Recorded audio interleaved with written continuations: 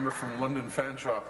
Speaker, we know we need to fight racism everywhere, every day. But on March 21st, every year we mark International Day for the Elimination of Racial Discrimination, and all eyes should be on the issue. Today, I am participating in the Forum Racism Free Ontario here in Toronto that brings together individuals and organizations from across the province with the singular goal of eliminating racism. I want to give thanks and recognize the organizations like the Colour of Poverty, Colour of Change, and the Council of Agencies serving South Asians who are leading the efforts to ensure that Ontario achieves the goal of becoming a racist-free province. Today, 4 key elements will be focused on, including employment, education, justice, and health care, along with the newly announced Ontario Anti-Racism Directorate. When we look at these key areas, it becomes easy to see why they need our attention. Take employment, for example. On Thursday of last week, the Toronto Star published an article by Nicholas Keung, their immigration reporter, titled, "Job Seekers Resort to Resume Whitening to Get a Foot in the Door, Study Shows." Keung reported that, according to a 2-year study led by the University of Toronto researchers, as many as 40% of minority job seekers whitened their resumes by adopting anglicized names and downplaying experience with racial groups to bypass biased screeners and just to get their foot in the door. In the study, only 10% of black job applicants created by researchers based on real candidate profiles received callbacks for job interviews if they stuck to their African names and experience with black organizations. However, the callback rate went up to 25.5% if their names were whitened and their black experience was removed from their resumes. Education research shows that there is an obvious gap for people of colour. Unequal access, a report prepared for Canadian Race Relations Foundation, noted that the high school non-completion rate is the highest among Aboriginal youth compared to visible minorities and non-racialized youth.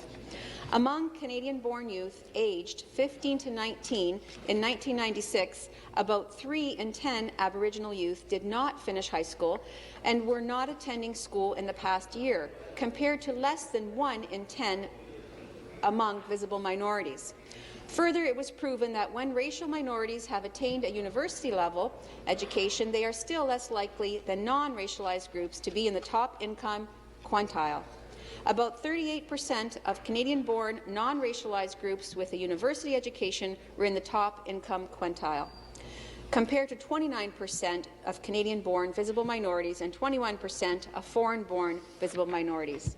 In healthcare, racial inequality is most often indirect and systemic. From the underrepresented racialized groups in the medical profession to the delivery of culturally sensitive care, the challenges experienced by racialized groups are disheartening. We must also factor in the impacts of social-economical status in healthcare.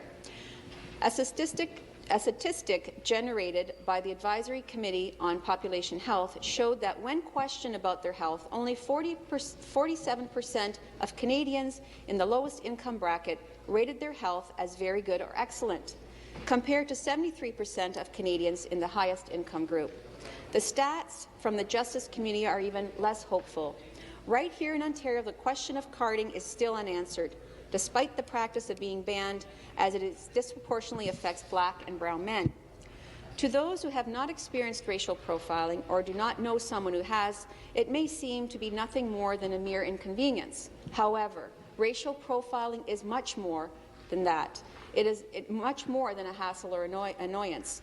It is real, it has, and it is having a real direct consequences. Those who experience profiling may pay the price emotionally, psychologically, mentally, and in some cases, even financially and physically.